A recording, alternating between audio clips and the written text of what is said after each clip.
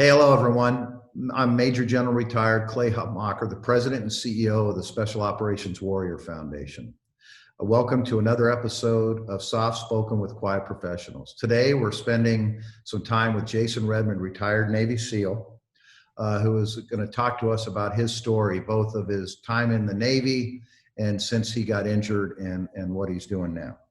So let me tell you a little bit about Jason before I hand the mic over to him.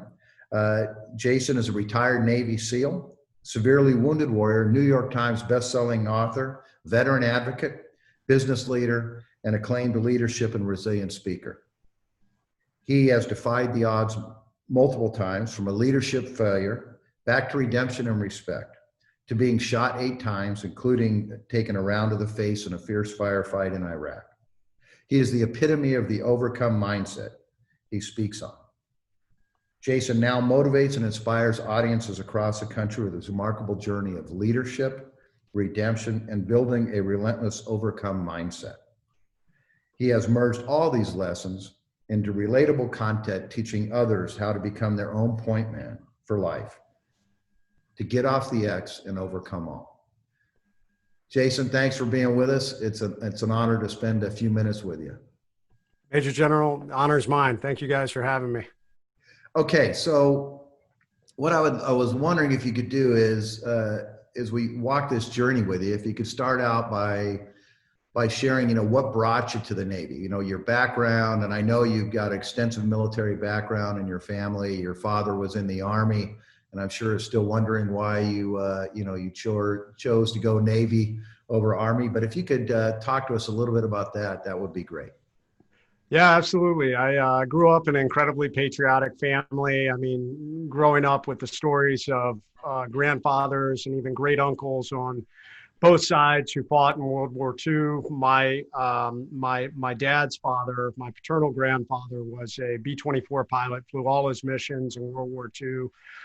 Actually got shot down and crash landed, and for whatever reason they couldn't jump out, but they landed in a snowfield in Yugoslavia. Everybody survived, and he led his team, navigated back to friendly lines, and earned the Distinguished Flying Cross for that. So I just grew up with these stories. And my dad, as you said, was Army and a rigger, and jumped out of airplanes, so I was fascinated with that as a kid. And my dad was the first one to tell me about the SEAL team. SEALs had gone through jump school with him, and he said, "Hey, you love the water and you love doing crazy things. I think these guys are right up your alley." So that it led me down that road, and as opposed to now, where we have the internet and so much information out there, there really wasn't a whole lot of information back then. But the different things that I could find, the different books and the very small articles, really piqued my interest at a young age. I was about 15 when I decided that that's what I wanted to do. Probably the most unlikely of candidates. I'm not a big guy. I wasn't a natural athlete when I was a kid, but I just had this relentless drive to be a part of this, and joined the Navy when I was 17. Headed off to boot camp at 18, was in SEAL training at 19, and earned my trident at 20.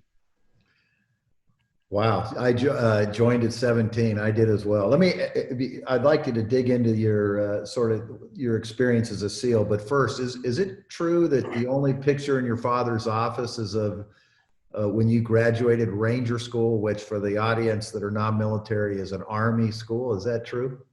That is absolutely true. So my dad, super proud of me, but I think he, as an Army, as a Army member, definitely there is a battle that occurs, the go Army, go Navy. He wasn't a West Point grad, but we both stay strong to our roots. And I actually originally was going to go Army. That was my original plan. And then I had changed. And I think he was pretty excited to see me graduate from Ranger School. It was a school that he had toyed with going to during his career. So it was pretty neat to get him to come down and actually be there for graduation and pin my Ranger tab on. Well, you're one of the few SEALs that I've met that is a graduate of BUD/S and Army Ranger School. I mean, there's a couple out there, but not many. So Clearly, you didn't learn your lesson the first time, and you decided to go into another challenging school there, which the Rangers are famous for that, and it's a rite of passage for the 75th for sure. Would you mind, getting a little more in depth about your, what you did in the NSW, Naval Special Warfare community as a SEAL? Yes, sir. I had an amazing career, and I think that any young Americans who are looking to push and challenge themselves, it really is an incredible career. And you get to, as you well know, you get to work with truly some of the best and brightest that this country has to offer. As a matter of fact, if you come into it really young, like we did, it isn't until you leave that you really truly appreciate the caliber of people you work with, because you just grew up in this community that everybody acts that way. And my whole career from a very young age, I stepped in and I went to my first SEAL team back then was focused on Central and South America. So we were doing counter drug stuff down throughout Central and South America. I did multiple deployments to Colombia and Peru. And just fascinating. Here I was, this 20-year-old kid that was given millions of dollars in equipment and going down there and working with host nations and doing things to try and create a strategic impact, to try and deter the inflow of drugs that were coming into our country. And it was awesome. I got to work with great people. I got to do amazing things. And as I moved along and gained more knowledge, then I was encouraged to become an instructor. So I was able to be an instructor for my own SEAL team, which led me down this road of then being recommended for a commission. And, the Navy paid for me to go to school and get my degree and then come back as an officer. And then by that time, 9/11 had happened, which fundamentally changed the way that all special operations was operating, both pre and post 9/11. So that was a whole nother learning curve for me, both becoming a new officer as a leader and then stepping in this new world of very dynamic change in warfare that we were fighting in both Iraq and Afghanistan. So it was an amazing career of highs and sometimes lows, but just I would never go back and change a thing, including the injuries and the lows that I had. They all helped grow me as a person and as a leader. It's interesting your comment about not realizing what a special community you're in until you leave it. And I've shared that same thought with several units I've been in, and it doesn't matter what element you're in with the special ops community or even in the military at all, that you are part of a special club that is sacrificed together and been obviously through some very difficult times, and you're working with great people, which you do tend to take for granted,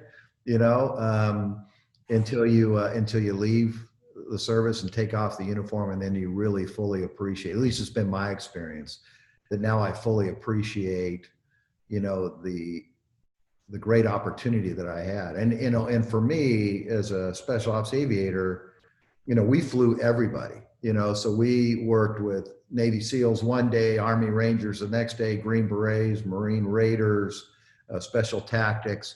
And so, I had a great appreciation for that the entire community. So yeah, I am 100% with you on the honor it was to serve with those folks. Would you tell us about, I know you were injured, injured in the firefight in Al-Anbar province, a neighborhood I've been into several times over the years, very, very rough. Would you walk us through that and walk us through, the day that you were injured in the op and who all participated and just the general concept of the operation? Yes, sir. So it was like you said, outside in the Anbar province, which really 06-07 was probably one of the more violent places in Iraq. Most of my friends, both across all branches, were injured in that time period. And for us, we stepped in and really we were on in the fall of 06 into the spring of 07 was the big push. The Anbar awakening was occurring. So the Iraqis were actually providing us actionable intelligence, which really enabled us to ramp up our level of operations So for my troop, we got there in the spring of '07, and we really hit the ground running, conducting operations almost every night, if not every other, or if not even twice a night at times. And throughout that time, operating within Fallujah, or the wonderful vacation spot of Karma, Iraq, that you speak on, definitely a beautiful place. We always had such a warm welcome when we went in there. And on that night, we had been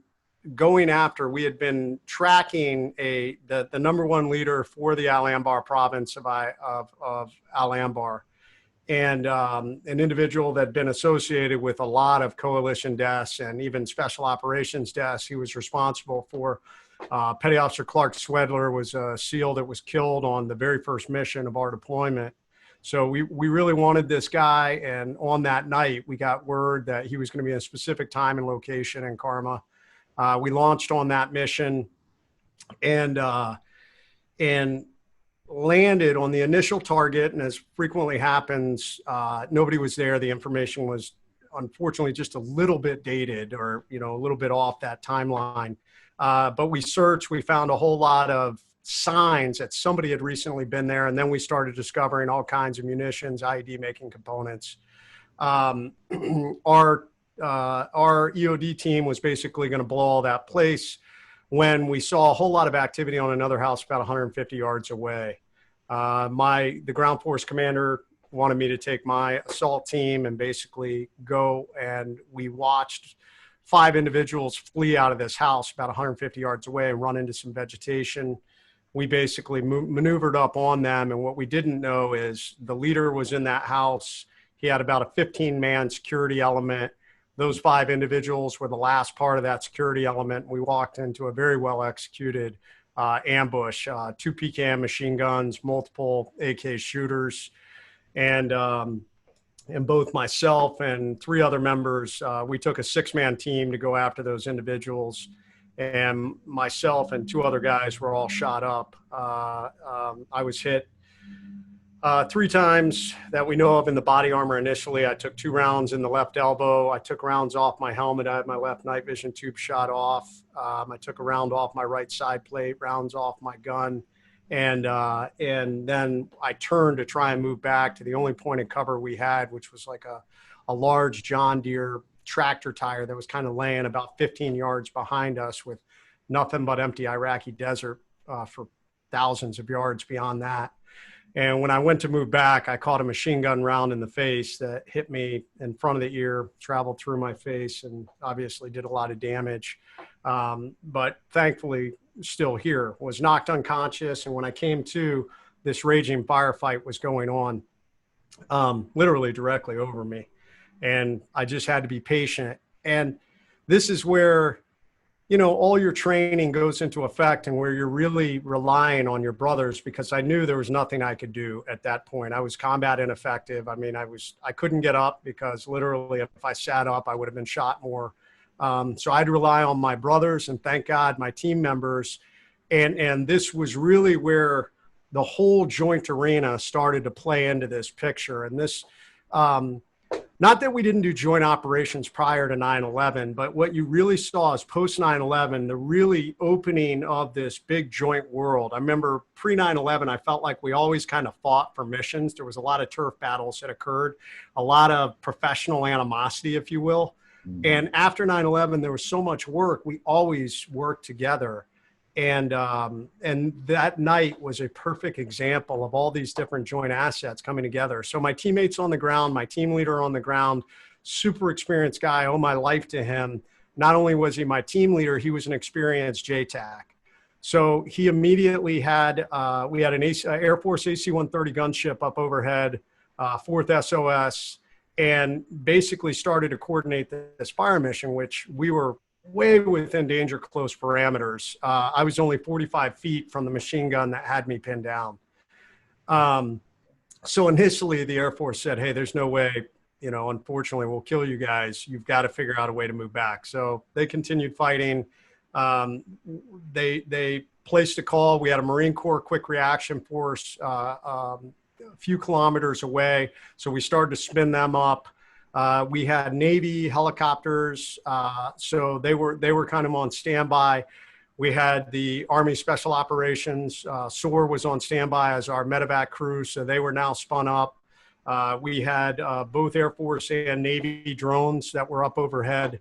And so it was just this great joint environment that came together that enabled us to get out there. We ended up calling fire directly on our position. There was no way we were able to move back with the level of injuries that I had sustained and my other two teammates. And the Air Force was reluctant, rightfully so, because we were so close. But my team leader and the gunner on that ship did an amazing job of bringing in those rounds to be able to take out the enemy. And I'll never forget, my team leader yelled out to me, incoming, and I remember hearing the crump of the gun. And then 5-second delay or so before the rounds impacted directly in front of me, and, dirt and debris going up over me. But that first one took out that machine gunner, and suddenly that gun stopped. And then we ended up calling in about, I think 7 more 40 Mike missions at super danger close range. To this day, it was the closest fire mission ever executed in Iraq. So just a huge shot. I would not be here. A lot of people want to make a big deal of my mindset, but it wasn't. I mean, maybe that played a small part into it, but I wouldn't be here if it wasn't for my teammates, if it wasn't for that gunship, if it wasn't for the special operations medevac crew who kept me alive and my teammates alive on that flight to the hospital.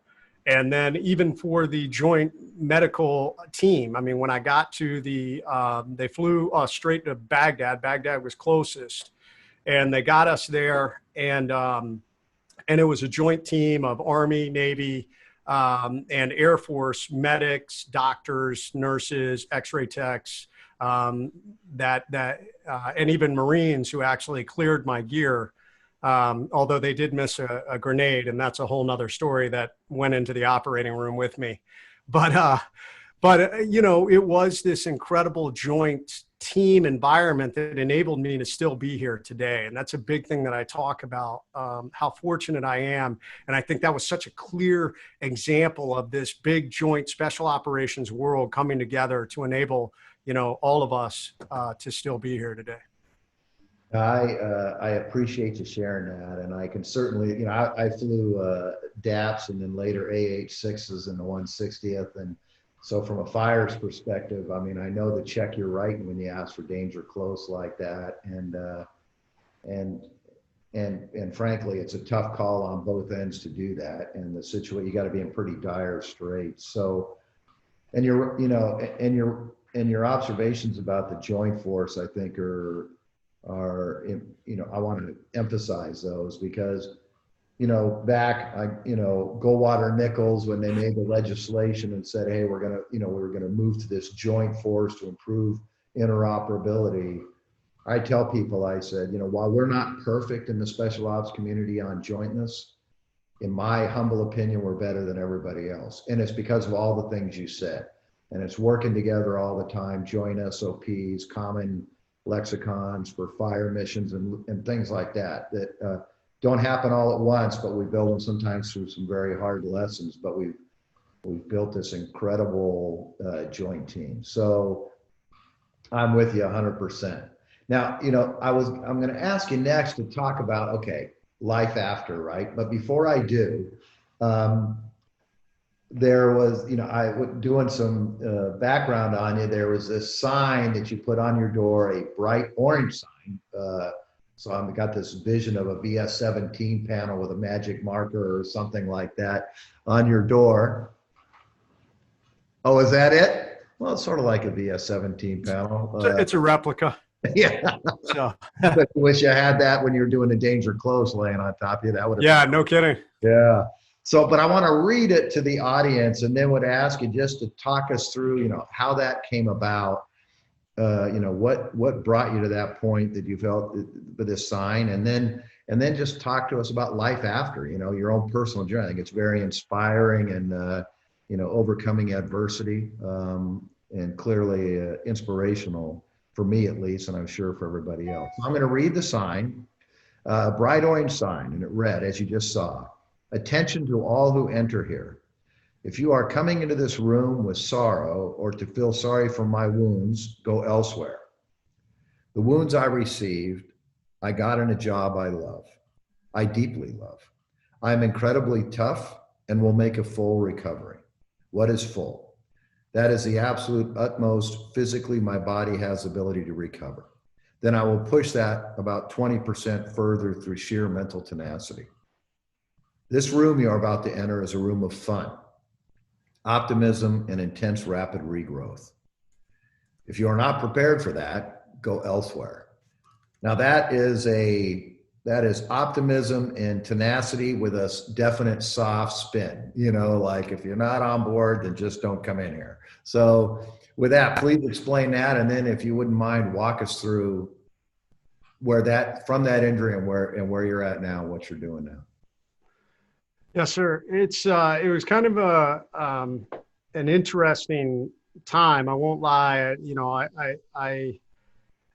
It probably took, I think that sign went up about 9 or 10 days after I'd been in the hospital. And I won't lie, it was, I had been on this really interesting journey. Anybody that's read my first book, that book is it's a journey in leadership, and it's actually about a leadership failure and coming back from this leadership failure and earning back the respect and credibility that it takes to be a leader in special operations. So I'd been on this very long journey and finally had got myself back, had this really successful Iraq deployment and was getting ready to move on to the next tier of the SEAL teams, and suddenly found myself all shot up laying in this hospital bed. And I won't lie, I was struggling mentally with everything that had happened. And I had not seen myself in the mirror. I felt a little like a monster. They were telling me there was a potential they were going to have to amputate my arm from the injuries.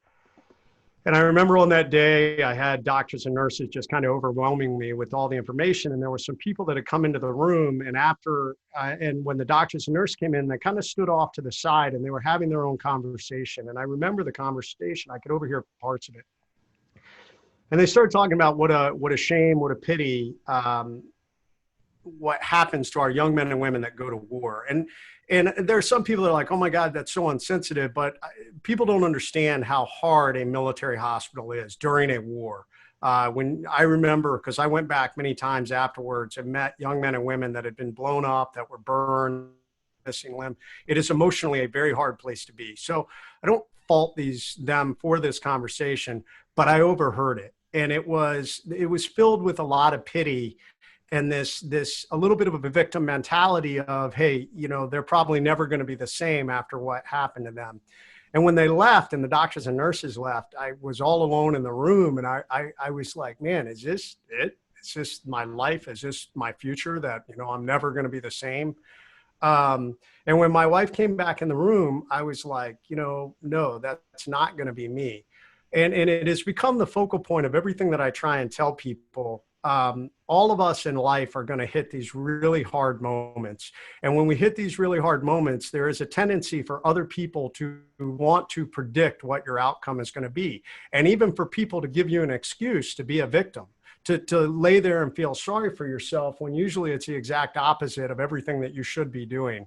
And thankfully, special operations kind of prepared me for that. One of the big things I talk about is getting off the X, getting off that point of attack, incident, sorrow, whatever's happening. And I realized that I had a choice. I could lay there and feel sorry for myself, or I could get up and drive forward and just figure out how to move past this. I couldn't control everything, but I knew I could control my mindset, and I could control the environment around me at least. And I could lift others up. I could, be positive. So when my wife came back, I said, hey, I'm not going to tolerate people coming in here to feel sorry for me. I'm not going to feel sorry for myself. So I'm not going to let other people feel sorry for me. And that's how the sign on the door came to be. There wasn't a whole lot of thought that went into it. It literally was one stroke of the pen. And I asked my wife to put it on the door, and in typical special operations spouse fashion, she was like, seriously?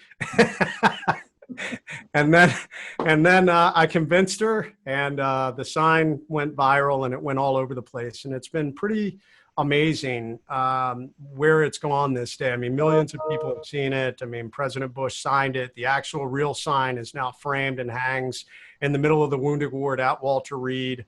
I have had cancer survivors or people battling cancer, people that have been in bad accidents, people's kids that have been in bad accidents that have found the sign and asked, hey, can I put it on my hospital door?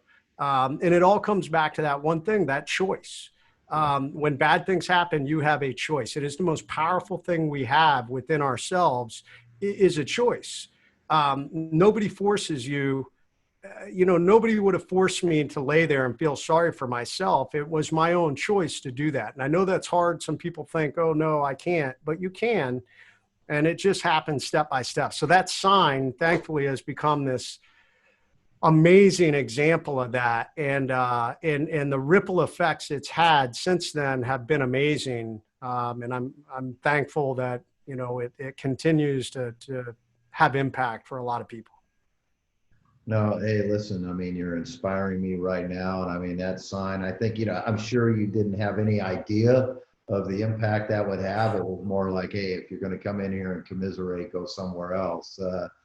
But you're right. And, you certainly didn't let it define you. Right. And I, as a guy who's walked into multiple hospital rooms, not knowing what you're going to see when you get in there, or what their mindset's going to be like, or, I'm sure a lot of people really appreciated that. And I'm inspired by it. And I think what you wrote on that sign, Jay, is sort of what we're all about in the special ops community and in the military in general, right? Overcoming adversity and moving on. And now you're at this point in your life where you're helping others through your personal example. And when people ask me what's the most important thing about leadership, and I said leadership by example is, in my mind, the most important thing, and you're certainly doing that. Well, hey, this has been awesome. I'm going to pass the mic over to you for some closing thoughts. I sincerely appreciate you sharing your story with me and with all of us, and for what you're doing, not only for for those in the military that have served with you or around you, but for everyone else that you're positively impacting through your personal message. So back over to you, sir. Well, General, thank you. I mean, I think at the end of the day, all of us, we want to, in this life, I frequently talk about this program I run called Point Man for Life. And what are the three defining things that make a great point man?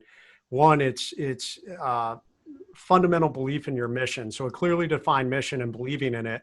And number two is a destination and a set course. And then number three is analyzing those risks. But at the end of the day, if we follow all those things, it leaves this lasting legacy. And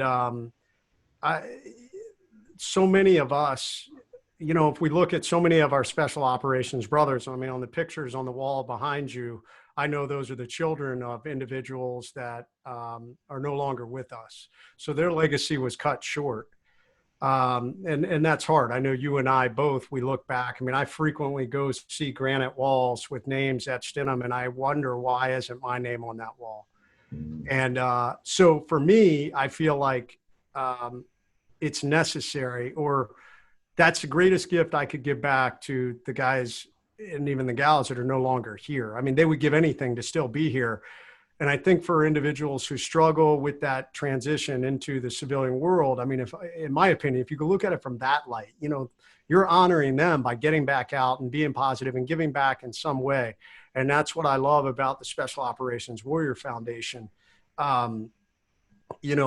These kids that lost their dad, at the end of the day, their legacy continues through their children who now are still here. And I think the greatest gift we can give any of them is an education. I mean, the ability to go out and set your own legacy. That truly is carrying forth the legacy of their father or mother, wherever they come from. And make no mistake. I mean, it is a hard career, and hopefully these kids are motivated and inspired by that opportunity. I don't know I don't know if I realized the impact of being in this community from the viewpoint of a child until one day we were at an event after I'd been injured, a few years after I'd been injured, and my son was 12. And somebody asked him if he was going to follow in my footsteps and become a SEAL. And with the candor that only a kid can have, he immediately answered no. He said, Navy SEALs get blown up and killed all the time. And it made me realize that this was the world my son had grown up with. His friends were friends of ours that had passed away. I frequently had teammates over that we hung out together who had also been shot or lost limbs. So I just think that it's an amazing thing to have an organization that focuses on honoring the legacy of these incredible people that you and I got to work with by making sure their kids are taken care of and have a successful future. Yeah, I couldn't agree more. We share, a lot of things in common with regards. We both came when we were 17. We were both enlisted, and when I talk to folks about the Special Ops Warrior Foundation, I say, I, on a personal level, understand, and I believe, I know you do as well, the impact of a quality education and what a game changer it is. And when I look back at those that are no longer with us, and I try to project myself, if it were me, what would I want? It's that I would want my kids to have the opportunity to reach their full potential. And I remain committed to that, and as do you. So, hey, listen, I really enjoyed this, and I sincerely appreciate you spending time with us. And again, thank you also for what you're doing, not only when you're wearing the uniform, but what you're doing now to positively impact people, and with really a game-changing message. So, Jay, thanks very much. Very grateful, and I appreciate you taking time and spending it with us. General, my honor. Thank you.